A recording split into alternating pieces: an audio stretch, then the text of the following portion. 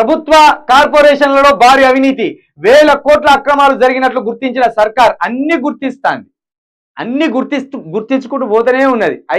ఇప్పుడు రానున్న లోక్సభ ఎన్నికల వరకు గుర్తిస్తా అంటారు అన్నట్టు. ఆ గుర్తించింది ఏమున్నది, ఎక్కడ ఉన్నది అని ఏం చెప్పారు.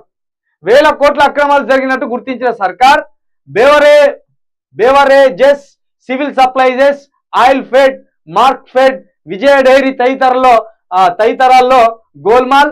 ప్రభుత్వానికి అందిన రిపోర్టు సమగ్ర విచారణకు ఆదేశించిన యోచన, విజిలెన్స్ ఎంక్వైరీనా ఏసీపీకి అప్పగించాలా అనే దానిపై త్వరలో నిర్ణయం. ఇన్నేళ్లలో కార్పొరేషన్లో చక్రం తిప్పిన మాజీ సీఎం కేసీఆర్ సన్నిహితులు. కేసీఆర్ సన్నిహితులు ఉంటేనే వస్తాయి ఇటువంటి వార్తలు. కేసీఆర్ పేరు లేకుండా ఏది కూడా రాదు బయటికి. ఏదైనా ఇప్పుడు ఇలా అవినీతి జరిగింది, వీళ్ళు కేసీఆర్కి సంబంధించిన సన్నిహితులు అని రాసిండు. ఆ సన్నిహితులు ఎవరు మరి అంత తెలిసినప్పుడు గుర్తించిండ్లు. ఇప్పుడు దొంగను గుర్తించిండ్లు అన్నప్పుడు పోలీసు వాళ్ళు మీడియా ముందు ప్రవేశపెడతారు కదా. ప్రవేశపెట్టి ఈయన దొంగ, ఈయన నిందితుడు అంటాం. శిక్ష పడ్డాకనే ముద్దాయి అంటాం. ఇగో ఈ నిందితుడు వచ్చిండు, ఈ నిందితుడిని దొరకబట్టినాం, చట్టానికి అప్పచెప్పినాం అంటారుగా. మరి ప్రభుత్వ కార్పొరేషన్లో భారీ అవినీతిని, వేల కోట్ల అక్రమాలు జరిగినట్టు గుర్తించిన సర్కార్ అన్నారు కదా. మరి గుర్తించినట్టు జరిగినాక మరి పేర్లు ఎందుకు రాయాలి?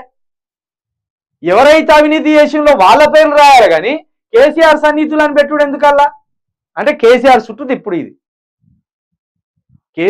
ఇప్పుడు కేసీఆర్ హత్య చేస్తే కేసీఆర్నే జైలు ఎత్తారు, కేటీఆర్ హత్య చేస్తే కేటీఆర్నే జైలు ఎత్తారు, కానీ కేసీఆర్ బంధువులను జైలు వేయరుగా. మరి కేసీఆర్ బంధువులు అవినీతి చేస్తే, కేసీఆర్ బంధువులు అక్రమాలకు పాల్పడితే కేసీఆర్ పేరుని ఎందుకు ముందర పెడతాను? ఈ లాజిక్ అర్థం చేసుకోవాలి మనం. అంటే కేసీఆర్ చుట్టూ తిప్పుతారు అన్నట్టు ఏ అవినీతి జరిగినా.